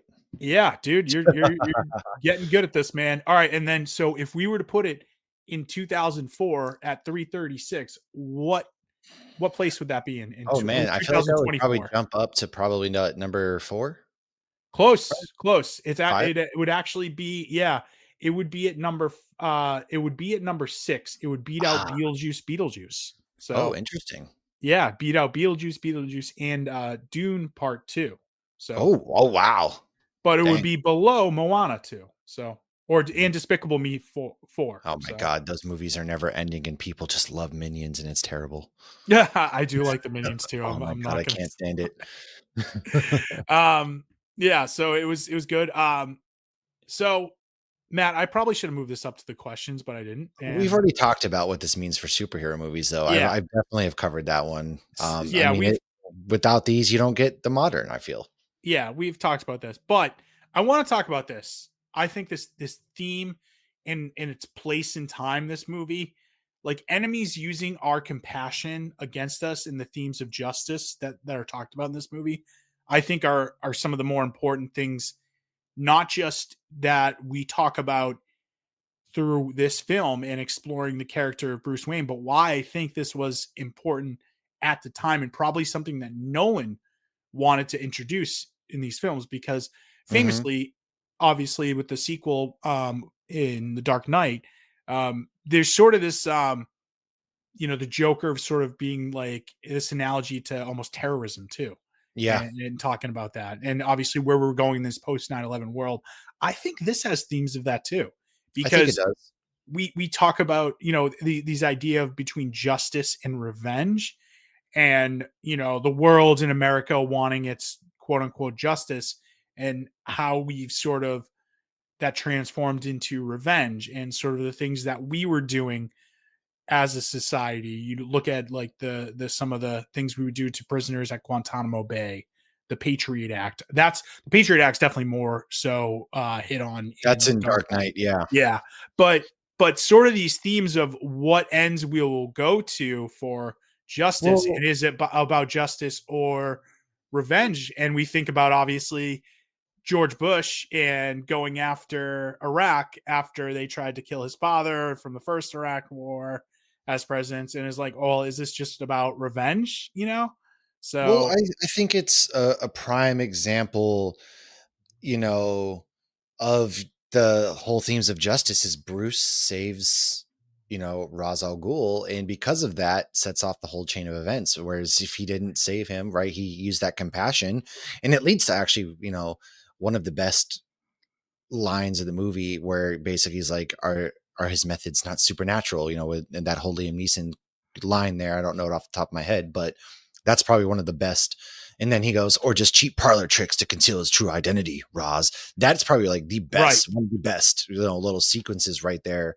Because yeah, his compassion is the reason why he thought he killed Ra's al Ghul, which he thought was the Asian dude. When it turns out that he saved him and used his compassion, and that ends up being the thing that bites him.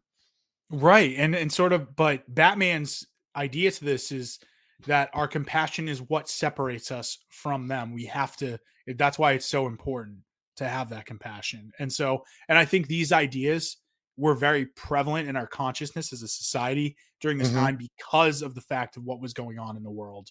And, Yeah. do we have this brutal approach, where we're invading Iraq and obviously some of the wars in Iraq and Afghanistan? If we have that approach, are we no better? Yep. What is going on here? And so I think that Nolan was conscious of that, and having these themes, which can be our universal questions about society of like what we do, and themes of justice, and applying them to Batman because they were so topical at the time too. Yeah. No, 100%. Cool. Again, I'm gonna move that up next time. Maybe I'll do it in the editing. Who knows? All right, critical reception and awards and recognition. Batman Begins received a 70 on Metacritic, 85% on Rotten Tomatoes.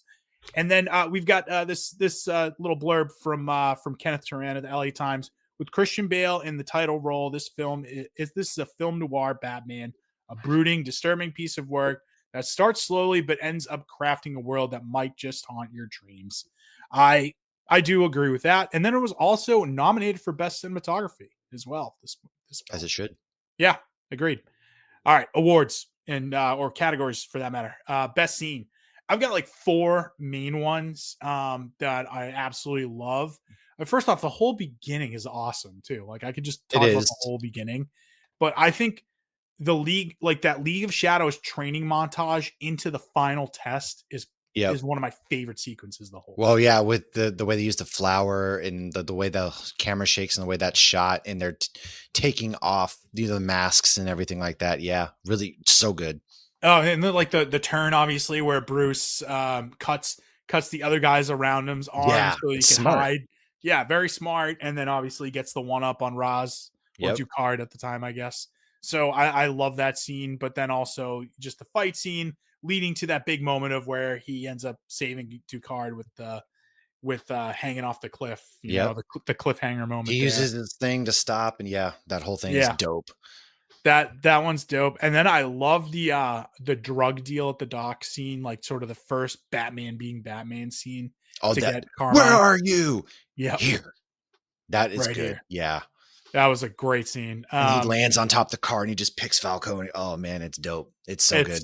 It's such a good scene. And it's just like it shows like, all right, like Batman has become Batman at this point, you know. So that's sort of like the first Batman scene. The to me, I think this is the best sequence. But the sequence at Arkham from the time that Rachel gets there, sees Falcone to like the entire point of like, okay, Rachel gets poisoned, finds out they're poisoning the whole water supply there. Batman arrives, obviously, and all of that goes into that scene, into the even the chase with the Yeah, tumbler. yeah. Best That was fucking sequence in the whole Rachel. movie. Yep. That is honestly that is the best sequence in the entire movie, like hands down, without a doubt. That's it, the whole chase sequence, the music, the way we get to see the tumbler in action. Honestly, that's my favorite scene. Yep, Batman getting the one up on Scarecrow too, and then we Yeah, got obviously we see that like sort of demon face of Batman. Love that. it's so I yeah. Yeah, that was a good one. So yeah, I like I that have a one. couple others though too though. Okay, yeah, go ahead before I because like in the yeah, restaurant, when Bruce initially goes in there with Falcone and he has the gun pointed on him. You see the cop over there chilling with and shows the corruptness of the cops. And he gives that speech. You think just because your mommy and your daddy got shot, like that's a good scene. And then I really like the scene where, Scarecrow gets the one up on Batman inside the apartment. He goes, "You could lighten up," and does his whole thing there. Like that is a really good sequence. And then even the whole Bruce being drunk at his party, he's like telling everybody they're a bunch of sycophants, two-faced phonies, leave, just to get out, just leave. And it's him having to flip that switch to being that drunk billionaire who they end up saying drunk billionaire burns his house down. yeah. Bruce Wayne made page 8. Yeah. Yeah. That was great. Yeah, I especially like the scene with Carmine Falcone too. I do like Yeah. that one. So I agree. Those are some good ones on there. Obviously, the ending, like just the big set piece at the end with Arkham getting poisoned, the bridge going up, the train, amazing. Nolan is so great at just setting up these big set pieces at the end. So of like what's going on, and he does it throughout all of his films, all of his action films. Mhm. So whether it be this or The Dark Knight or obviously Inception. So yeah. So that was great. Quotable line. We've got a few A really lot. good ones here. Thomas Wayne, "Why do we fall? So we can learn to pick ourselves up." Obviously, one of the great lines and great pieces of advice for life right there. Mhm. I like this one though from Bruce too. Why bets, Master Wayne? That's frightened me. This time my enemies shared my dread. I also like you're doing all this for spelunking, or was that the second one? I think it was the first one. Yeah, does it come in black when he's talking Yeah. about the tumbler? That was really good. Yeah, I like that moment too because Lucius is wise to like, Yeah, listen, Lucius is like, don't. I'm he not gonna basically make any tells him, questions, yeah, but but I'm not just stupid. yeah, he's like, I'm not stupid, but yeah, just don't play me. You don't have to tell me anything, but just don't. I'm not dumb. Don't act like I'm stupid. Like, but Yeah, you also don't have to tell me. Essentially, yeah, yeah. Like, of course I'll help you, but yeah, don't act like I'm stupid. So I also the I'm Batman. We finally get the I'm obviously, Batman one. yep. I'm Batman. What the hell are you? I'm Batman. Obviously, we get this one from Rachel. It's not who you are underneath; it's what you do that defines you. That Batman says back to Rachel Yep. to basically imply that that's Bruce. So You could die. At least tell me your name.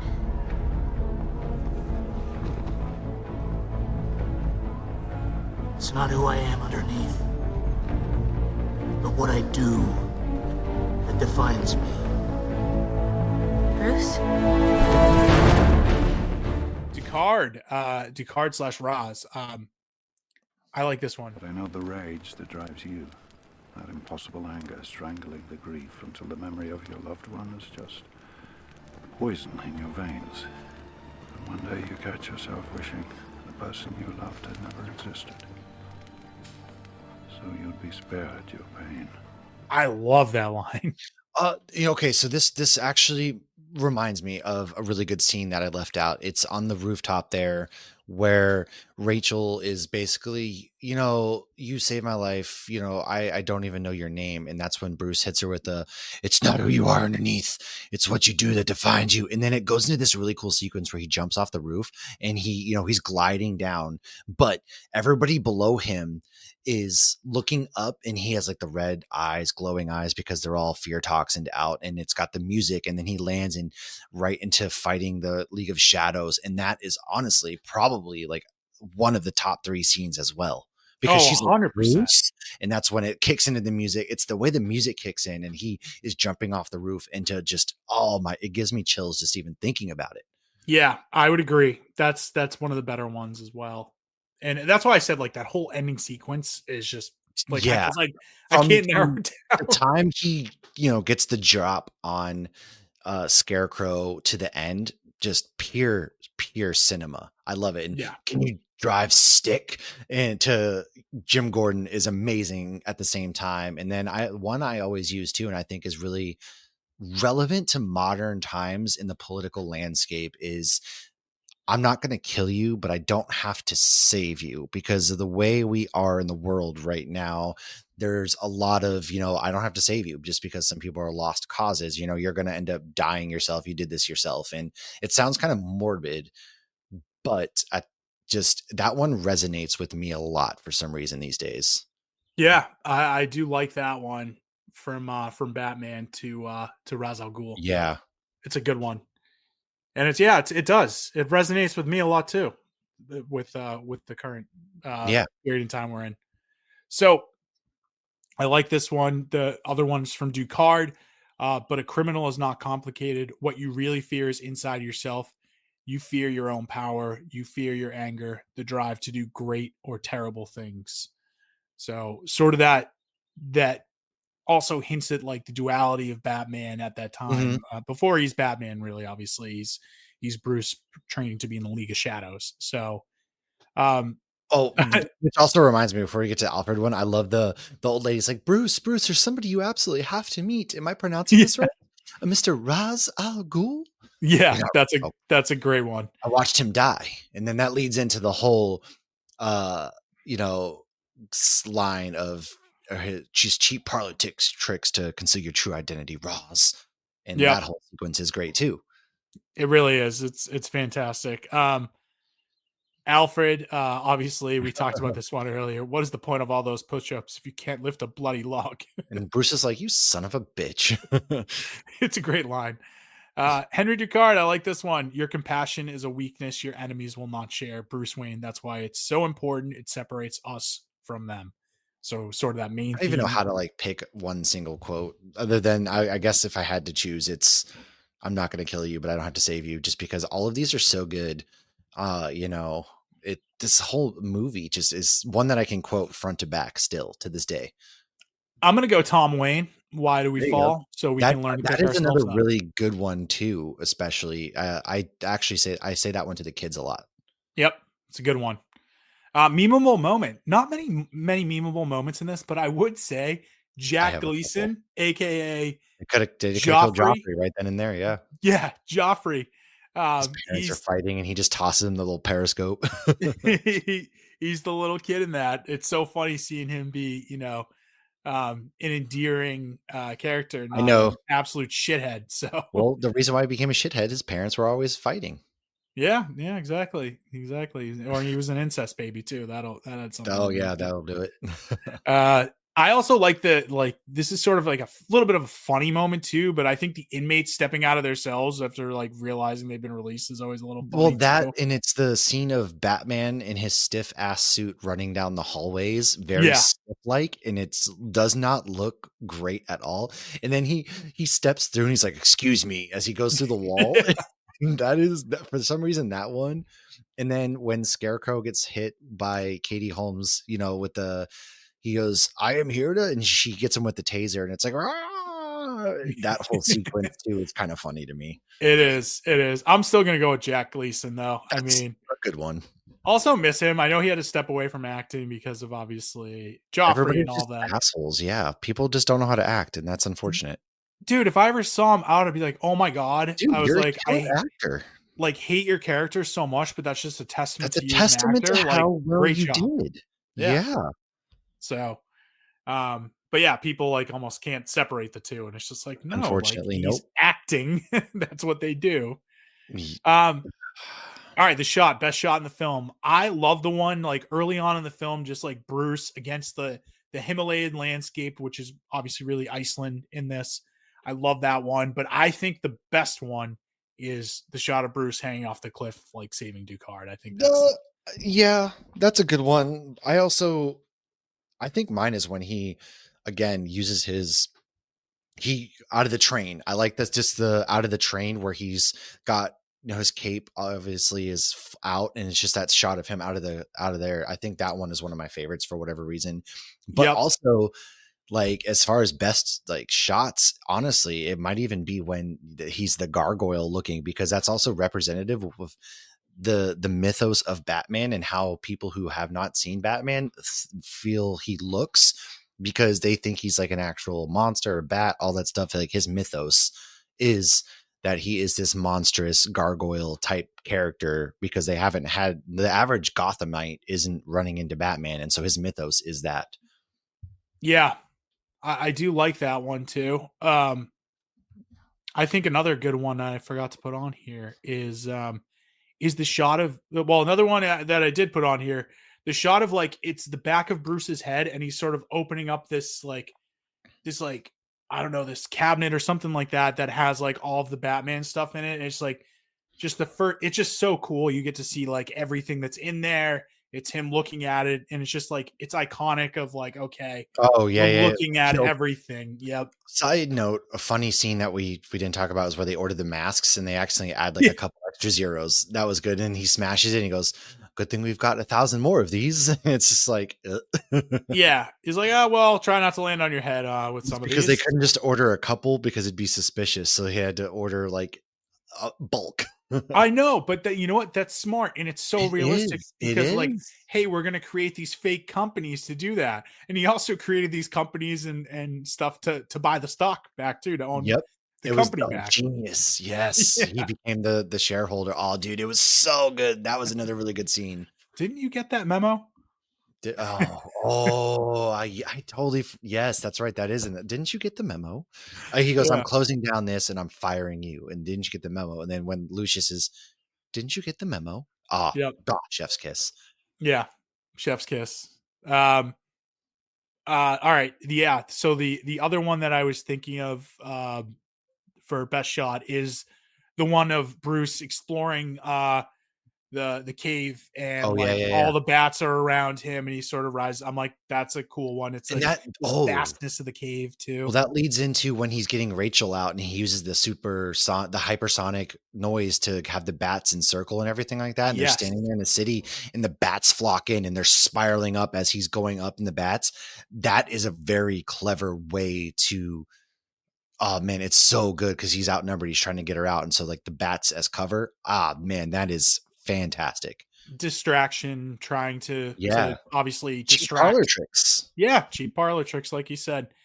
So, I mean, which one do you think is the best shot? I think it's the one of Bruce hanging off the cliff, saving I'm Dugard. sticking with the gargoyle type one just because I love that look. So I'm going to go with that one.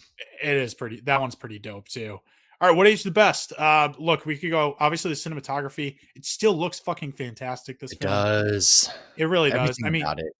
Nolan is a master. So like, he's a master craftsman. So when he hires his It D, goes to show if you're using practical effects and everything like that, it holds up. Why do you think movies like Lord of the Rings hold up? You're shooting on scene. You're using a lot of practical effects. There's no cheap CGI. Like, so of course, some things you got to use CGI, right? But practical effects stand Mhm. the test of time and it is shown over and over. And so I hate when movies rely on CGI too much. Now I get it. Not you can't shoot real flames out of your hands. That's not what I'm complaining about.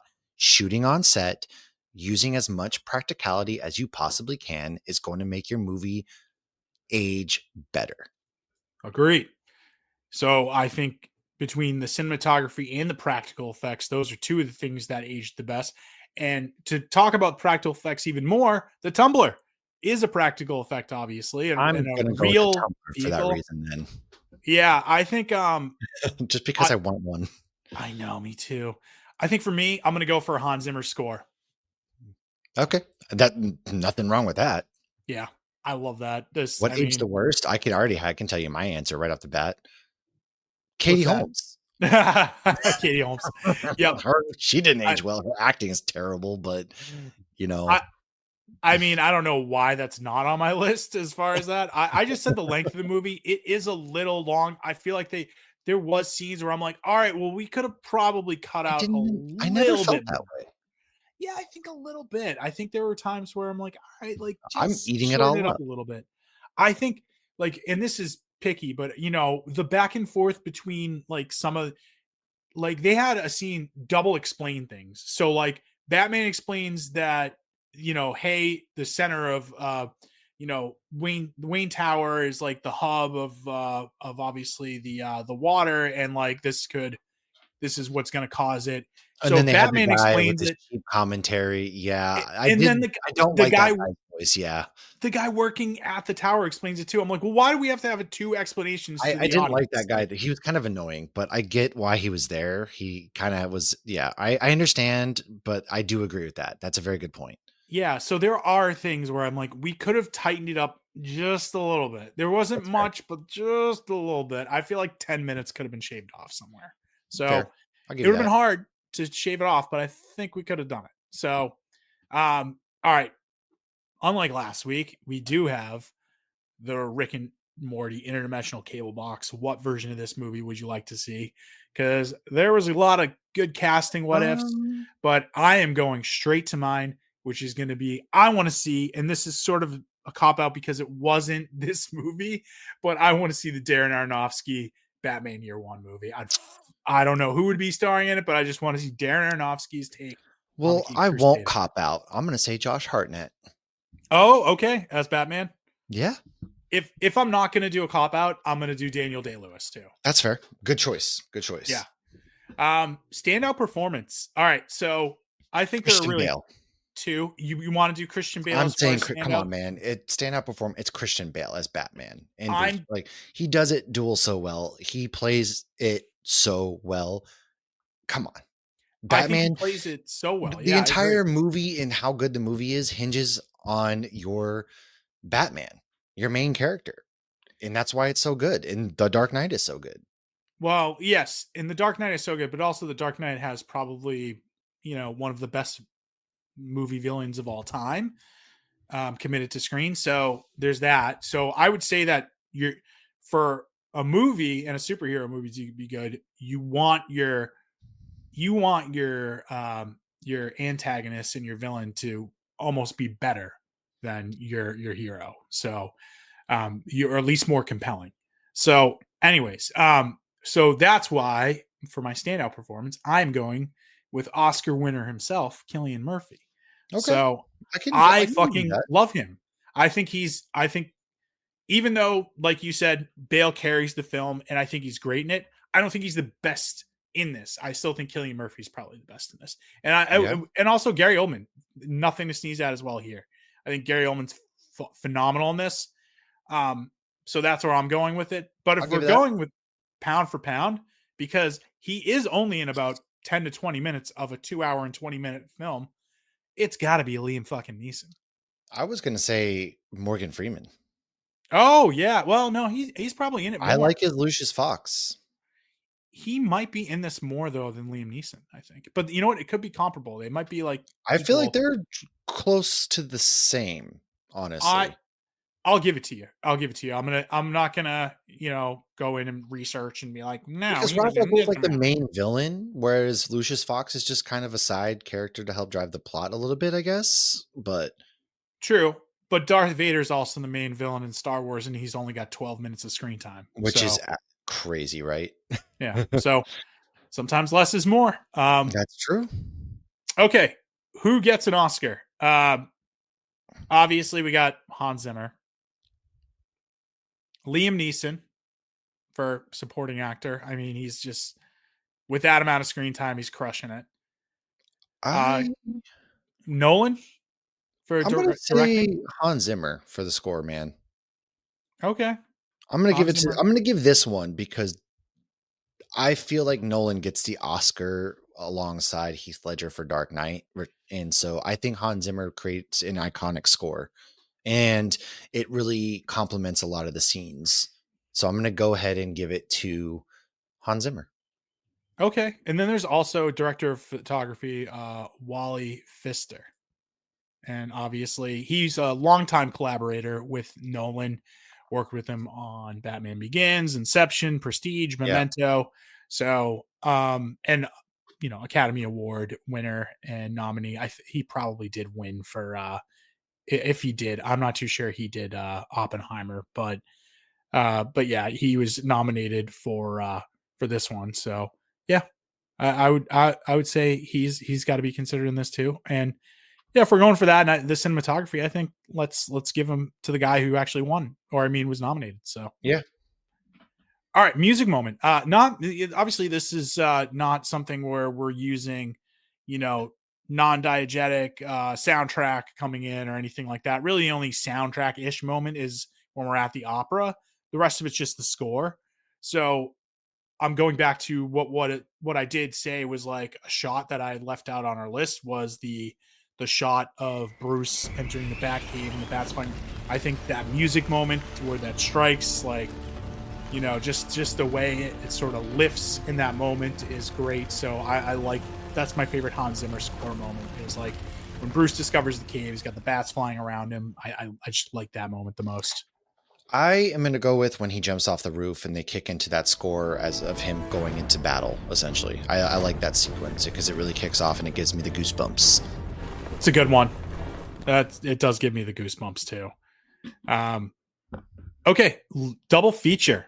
I've got a couple, but you got any that you want to double feature this? I'm going right into the Dark Knight. Come on. All right. Right into the Dark Knight. Not even a question. Right into the obvious. I think there's two. I think we want to go for something that's maybe a superhero film, and then I also want to go for like a darker cop detective style film. So for superhero film, we're going dark, and we're going to back to 1997, 1998. The Phantom. No, I'm just kidding. Blade. No, good choice. Blade. I know, I was kidding. Going to the MCU with Blade. So good choice. Yeah, I like that darker film, gritty. Doesn't feel like a superhero movie. I think and Blade ages pretty well too, despite some cheesy CGI effects later in the film. But I think that without Blade being the darker film that it is, you don't get a movie like this because Blade was a huge commercial success. I can give you that. Other one though, and this is sort of out of left field here, is going to be Sicario. Oh, interesting. Yeah, and I'll tell you why. It has like this dark descent into a drug war with themes of government overreach and blurred lines of justice that really like are within the film, and I think that would play well watching that with Batman Begins. You're seeing like different takes on these blurred lines of justice, and it's very tense, very morally gray.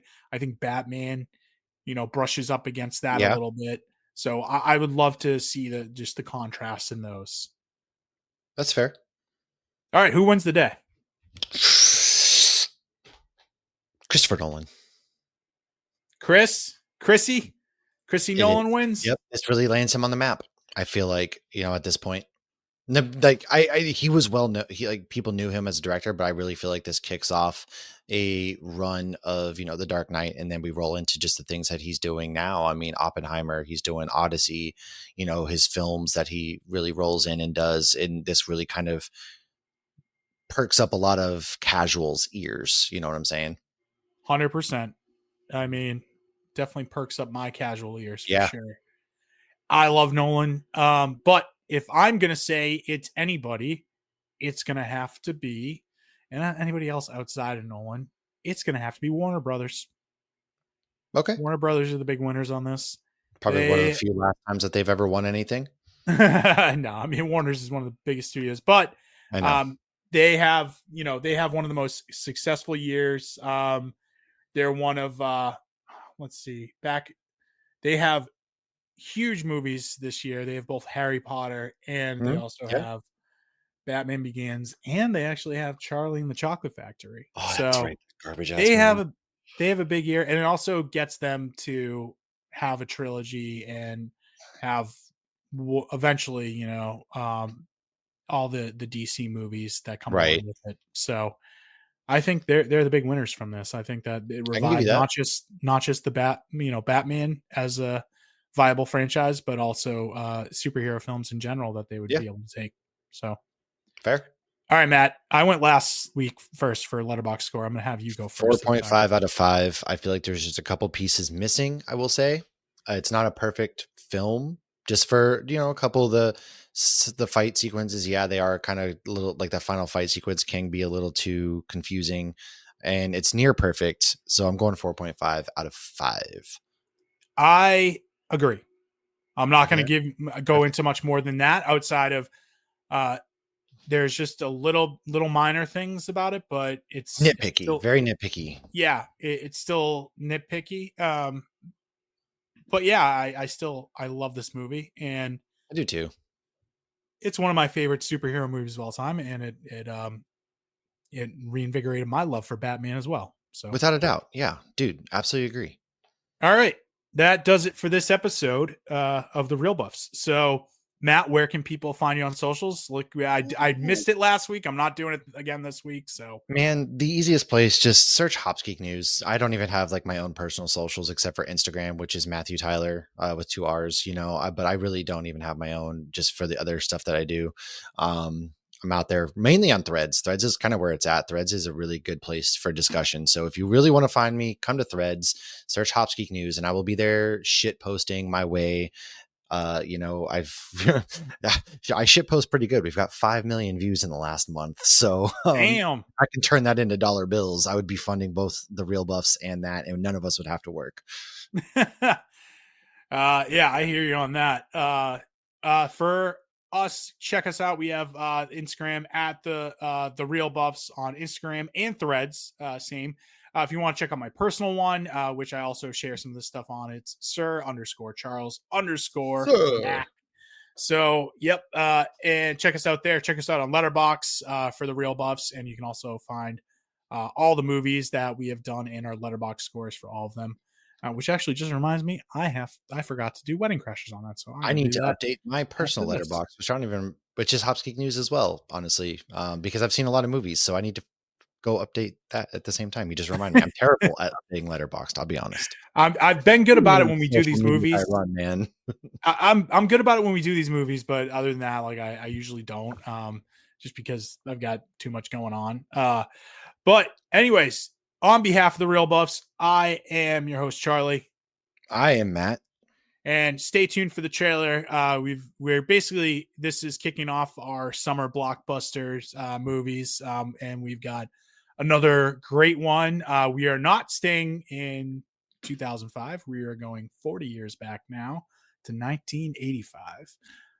And I am beyond excited to talk about our next movie. So everybody have a good rest of your day, and we will see you next time.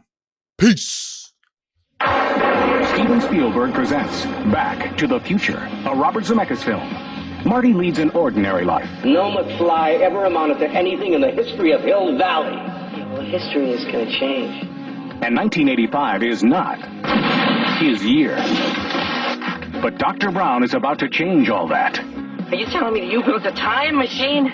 Out of a DeLorean? He's sending Marty 30 years back in time. It works! It's a flying saucer from outer space! Now, he's trapped in the past. It's got to be a dream. About to meet Chocolate. his future father. He's a peeping Tom. Wow! And he's making an impression on his mother. He's an absolute dream. And he can sleep in my room.